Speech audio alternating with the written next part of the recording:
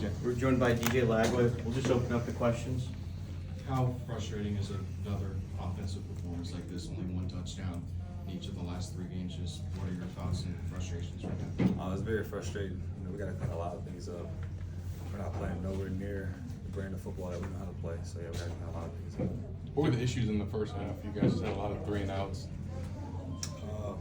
I'd say just the weather and stuff like that was playing a big part of it, but just trying to get our foot and stuff like that, trying to figure out what the defense was doing. When we came out the second half, we kind of had a rhythm, we had a feeling, starting to run the ball, starting to make some plays in the air. So yeah. And then you guys were over 13 on 3rd down. What do you think were the issues with that? I just said we got to execute. As an offense, we got to execute what the coaches call, and we just got to play better. Their vertical defense, just the taking away of the downfield shots. Just how tough was that to read and assess? It wasn't tough at all. Just taking what the defense gave me. I learned a lot from last week, so just gonna take what the defense gave me. Can't force anything. So yeah. DJ, what did you think about the 80-yard drive? Pretty gritty drive there for you guys. Oh yeah, for sure. We showed a lot of toughness right there, a lot of heart. Wish we could have had more jobs like that. To continue to build on, and stuff like that. But we came out there, we were resilient, we fought hard, and we just fed off each other. That's how it's supposed to be done. What do you think worked for you guys on that drive specifically that wasn't present on your other possessions? I say we were running the ball really well. Jacoby and Jaden, they were running the ball, and I had to make a couple plays with my legs as well. At the point, it's just doing what we got to do to try to get the W and stuff like that. So yeah. How do you feel like you played tonight? I didn't play my best ball today. I took what the defense gave me. Didn't make a lot of plays that I needed to make. To stand out of the game. I kind of just managed it.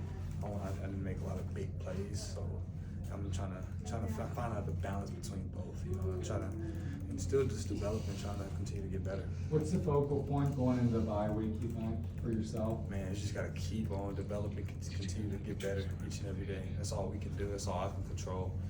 And it's just 1% better each and every day. And yeah. Is it a good time for a bye week? I mean, you guys just had a tough couple of road games and a lot of physical toll. Yeah, for sure. I definitely say it's a good time just mentally, just to kind of rally the troops, just kind of get together, and just compete and just work on our craft. We haven't really had a lot of time as a whole offense together, everybody healthy, just to work on our craft together, all together as a group. So it should be good just this week. Next week, just to get together, work on our things, work on things that we need to fix and stuff. Last year, the bye week really paid off for you guys. For sure, yes sir. So how do you kind of recreate that magic again? We got to compete each and every day during practice, having competition drills and stuff like that. And it's going to be a fun environment. We got to continue to get better offensively. DJ, how were the field conditions today? It seemed like you slipped up a couple times, and obviously a lot of injuries stacked up on defense. Yeah, for sure. The field was definitely a little slippery out there, but we got to make, as an offense, got to make adjustments. I got to clean up my drops a little bit. Knowing that it's a slippery surface out there, got to tighten up the feet work a little bit, but yeah.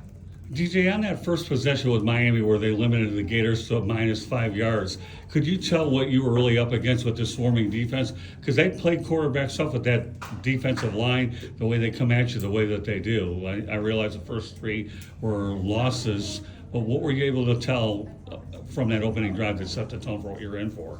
Yeah, for sure. They definitely had a very good defense. Credit to them as well. Of course, offensively, we gotta execute and stuff, but defensively, they played really sound.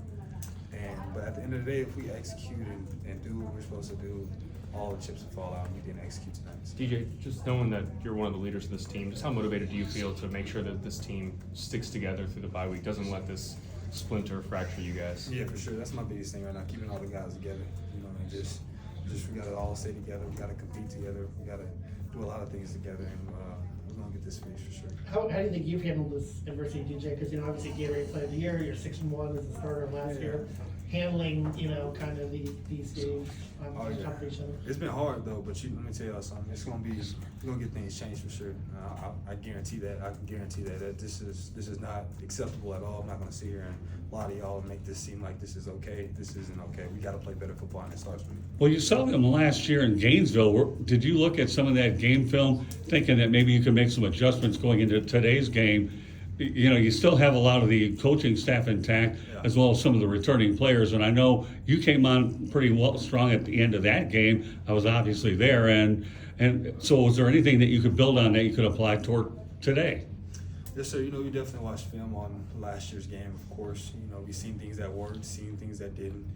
And of course, we tried to make adjustments. You know, things fell out how they did. And at the end of the day, if we executed and played our brand of football, things would have fell in line. But we didn't. So yeah. You said you're pretty confident just now that you guys are sure that you're going to change this. What gives you that conviction? Oh, because what kind of gives you that? Give Yeah. me that conviction? Yeah. Because I'm ahead of it, and I'm gonna start with it. I'm gonna demand, you know, greatness from everybody. We're done with the playing around stuff. It's time to get serious, you know, and it starts with me. I gotta set the tempo. I gotta set the tone in practice, in meetings, around the building, everywhere. So I know for a fact it's gonna change because it's gonna start with me.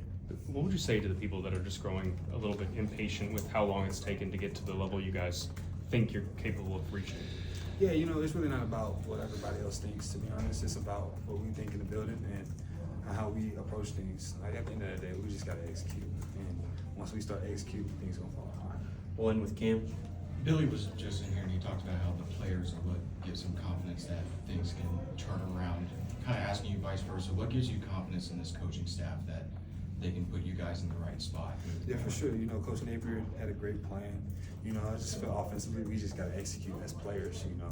I feel like Coach put us in a lot of great situations, you know, and I just feel like we just gotta make the plays when the plays need to be made. All right, appreciate Thank you, you. Jay. Appreciate the time. You guys will have Devin Moore. He's on his way right now. Same thing, guys. Have a good night.